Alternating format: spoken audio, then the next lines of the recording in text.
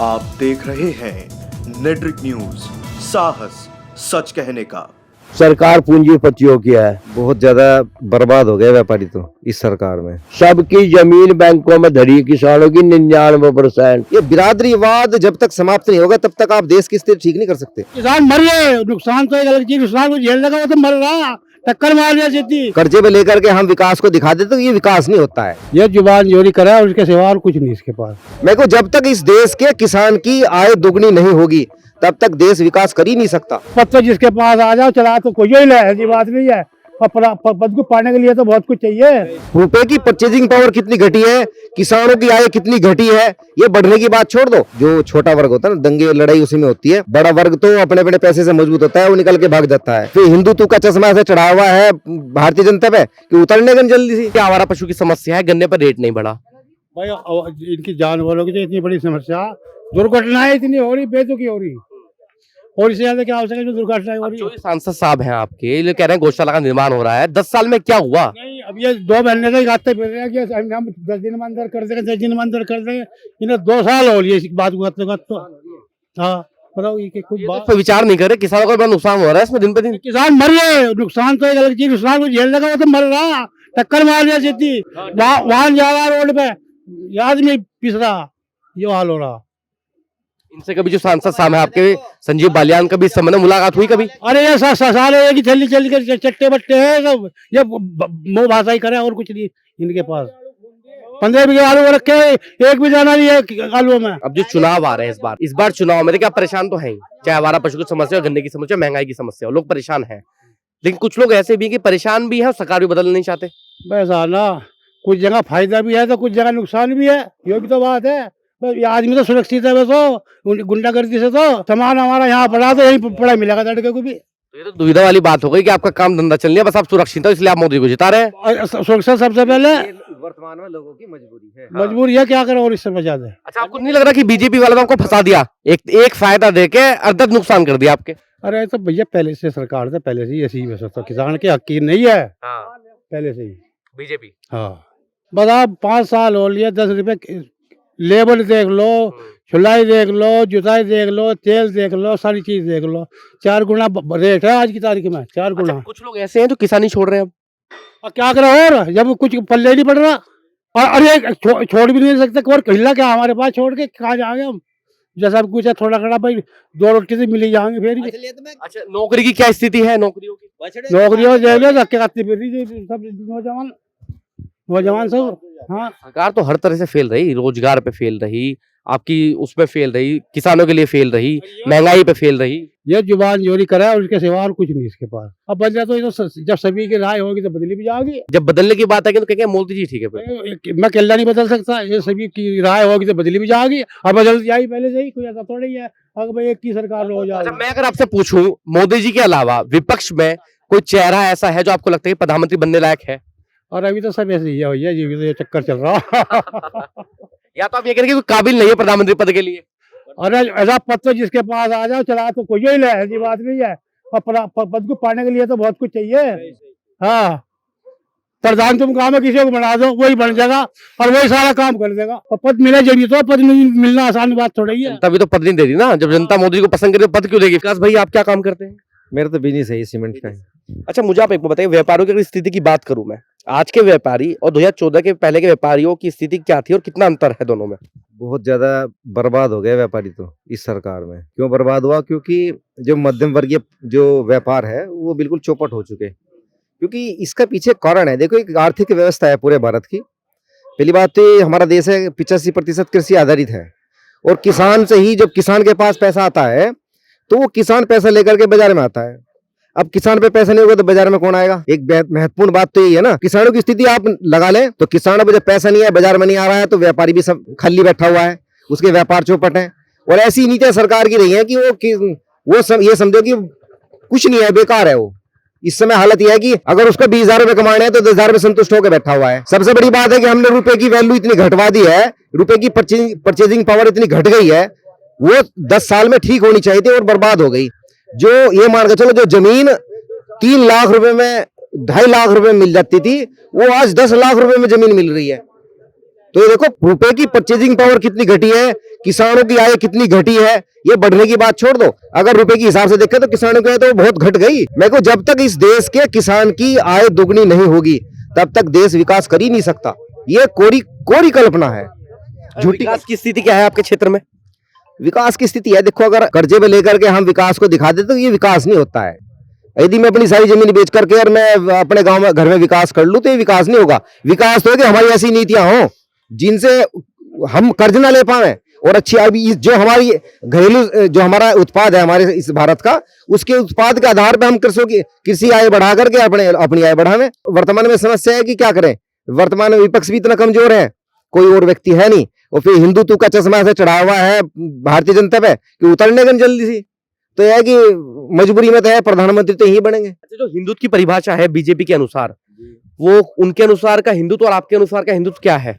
देखिए, जो हिंदुत्व की बात करते हैं, पहली बात तो ना हिंदुत्व का ठीक से पता ही नहीं। जो हिंदुत्व का चश्मा चढ़ा रखा है हिंदुत्व, ये तो बहुत गलत है, बहुत ही गलत है। इससे तो आपसी द्वेष भावना बढ़ रही है और कुछ भी नहीं है। क्योंकि हम उस विचारधारा के व्यक्ति हैं कि जो वसुंधरा कुटुंबकम की बात करते हैं, तो जय इसमें कोई भी वर्ग विशेष रह रहा हो, वो सब अपने भाई हैं।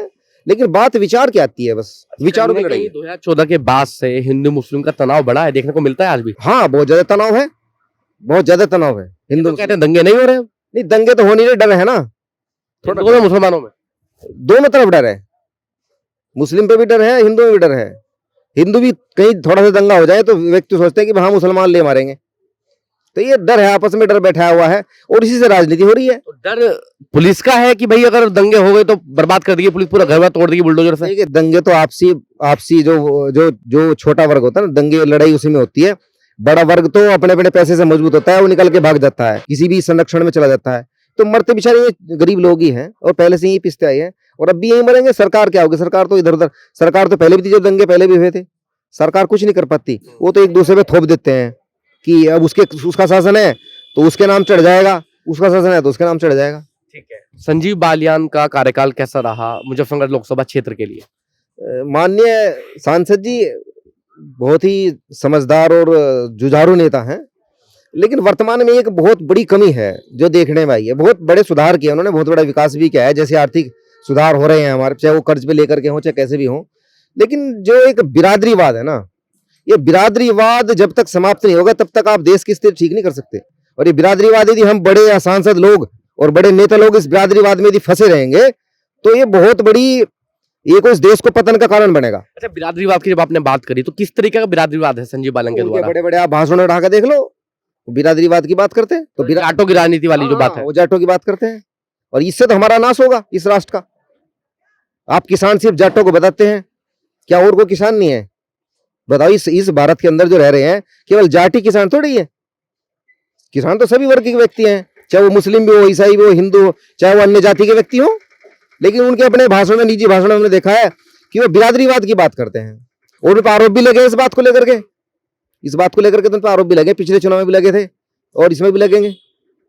इस चीज को सुधारा जाए। बाकी हाँ, वैसे व्यवहारिक तौर पे देखने को मिलता है कि वो सबको साथ लेकर के चलने की बात करते हैं, उसके पीछे राजनीति मान ले या कोई अन्य कारण मान ले। यदि भाजपा किसी अच्छे व्यक्ति को कैंडिडेट मतलब टिकट देती है, बालियान को देती है, तो शायद बालियान को, मैं मानता हूं, जो मेरी अपनी निजी राय है, कि कुछ जो वर्ग हैं, वो जाति के कारण पे वोट नहीं मिलेंगी, सीट गंवा सकते हैं, 100% सीट गंवा सकते हैं। विधानसभा के चुनाव हुए थे, उसमें विक्रम सैनी हार गया था। इसी तरह से जाति के कारण पे इस बार बालियान साहब भी हार सकते हैं। मुजफ्फरनगर लोकसभा क्षेत्र में 6 विधानसभा आती हैं, 6 में से ये लोग 5 गवा चुके हैं, सिर्फ शहर वाली विधानसभा इनके हाथ में है। सिर्फ कारण यही तो रहा है कि आपने जो चुनाव में टिकट देते हैं, आप उस तरह से सोच के देते नहीं। आपकी पार्टी में क्या, जो जिसको आप टिकट देते आ रहे हैं, कि सर्वे किस हिसाब से कराते हैं, हमें समझ में आज तक नहीं आया। विक्रम सैनी का घोर विरोध था, क्यों टिकट दिया आपने? जीत भी तो गए थे वो, जीत तो गए थे। जब प्रारंभ में, जब पहली बार टिकट मिला था, क्या जीते हुए थोड़ी आए थे? पहली बार लोगों ने जीता। वही बात थी ना, लोगों की मजबूरी है भाजपा को वोट देना। आपकी मजबूरी है? नहीं, मजबूरी तो हमारी ऐसी कोई मजबूरी नहीं है। मैं तो व्यक्ति अगर अच्छा होगा, मैं पिछली बार भी वोट नहीं दिया, एक बार विक्रम सैनी को वोट दिया, मैं साफ साफ बता दूं। लेकिन हमारी कोई मजबूरी नहीं है। ठीक है। पूरे विपक्ष में कोई चेहरा है ऐसा जो मोदी की टक्कर का हो या प्रधानमंत्री पद के उम्मीदवार बन सकता हो? टक्कर की जो मानसिकता है ना, टक्कर की मानसिकता तो हम लोगों ने बना रखी है। क्या मोदी जी जब पहले प्रधानमंत्री नहीं बने थे, कि उनकी टक्कर पे कोई और व्यक्ति था नहीं? आज ऐसी पॉपुलैरिटी बढ़ा दी गई है मीडिया के द्वारा, मान लो, किसी के द्वारा मान लो, कि हम सोचते कि नहीं मोदी से कोई प्रधानमंत्री है ही नहीं, ऐसा नहीं है। अन्य व्यक्ति भी भारतवर्ष के अंदर पड़े हुए हैं जिनको आप समय नहीं मिल पाता। ठीक है वो सत्ता में नहीं है या सत्ता के अभी चेहरे में नहीं है वो कहीं पे, लेकिन बहुत लोग ऐसे पड़े हुए हैं। एक नाम मुझे बता, जो विपक्ष के तौर पर आपको लगता है कि हाँ मजबूत है बिल्कुल। आप मेरी बात पे विश्वास नहीं करेंगे। नहीं बताइए मुझे। हरियाणा के अंदर सर्वित पार्टी पिछली बार लोकसभा के और विधानसभा के चुनाव उन्होंने लड़े हैं, हालांकि सीट नहीं निकाल पाए। उसमें एक बहुत बड़े नेता है जसवीर तंवर, यदि उनको प्रधानमंत्री बनने का चांस मिले तो इस देश की स्थिति बहुत ऊपर जाएगी। आय दुगनी तो बात है, उन्होंने 40 रुपए गन्ने बढ़ाए। उससे पहले गन्ने का रेट जो था वो 330 मान लो, तो आय दुगनी तो जब होती जो 660 हो जाता, आज तो दुगनी नहीं हुई। गेहूं का भाव वही था 50-100 रुपए बढ़े, डाई पे बढ़ गए, डाई पे बढ़ा दिए 100-200 रुपए, 200-250-300। यूरिया पे यूरिया में भी शायद कटौती कर दिया वजन में कुछ। यूरिया के वजन में कटौती कर दी, एक नैनो दे दी, उस पर जोर दे रहे, फैक्ट्री वाले नैनो बना रहे। सरकार पूंजीपतियों की है, अब नैनो जो बनाओगा फैक्ट्री वाला उसे हम लेंगे। नैनो की बात सुना, मैं बताऊं आपको, नैनो की एक बोतल है एक कट्टे के खाद की बराबर 1 लीटर, उसे छिड़कने के लिए हमें एक मशीन वाला बुलाना पड़ा है। 30 रुपए टंकी वो लेता है, 5-10 टंकी का 300 उस पर चले गए, प्लस 300 वहां चले गए, 600 होगी। आय दुगनी होगी किसान की, उसे 600 रुपए दे। जो यूरिया कट्टा मैं खुद बेखेरूं तो आध घंटे में बेखेर दूंगा, 6 टंकी का स्प्रे करे तो पूरे दिन में होगा। तो कितना नुकसान है किसान को, किसान का कोई वो नहीं हो रहा है। एक ये पशु छूटे हुए हैं, पशुओं का भी हुआ है, पशु आदमी को मारे, बहुत से गाँव में टक्कर से आदमी मार दिए।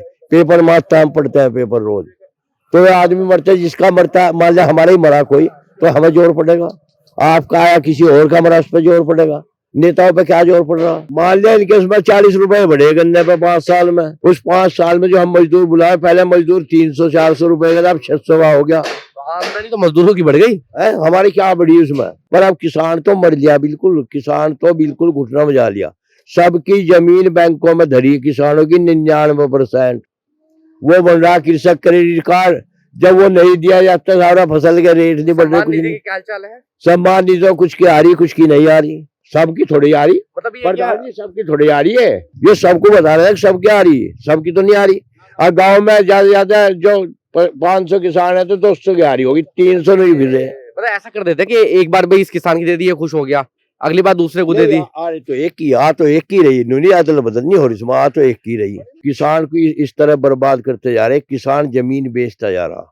हमारे यहाँ से जो प्लॉटिंग हो रहा, इसमें किसान बेच रहा। ये आगे अनाज का दाना भी मिलना भारी हो जाएगा, आज बता दिया। किसान खेती से विरक्त होता जा रहा, वो और काम करता जा रहा। तो आप कह रहे हैं कि समस्या तो बहुत है लेकिन विकल्प भी नहीं है। विकल्प तो हमें दिखाई दे नहीं रहा, देखो हमें तो दिखाई दे नहीं रहा। राहुल को बना लो, 2 महीने सरकार नहीं चला रहा, फिर ये जब 20 घर हो जाए एक सरकार में, 20 घर के हो गया आगे बदले, वो भी चन्नी भारी, सबको लालच है। अभी नीतीश भागा वहां से छोड़कर, बिहार से छोड़कर नीतीश भागा, अब उसके 18 महीने पूरे हो गए, 18 लालू के कहिए तो तय, उसे दिए नहीं, वो भाग के फिर भाजपा में आ गया।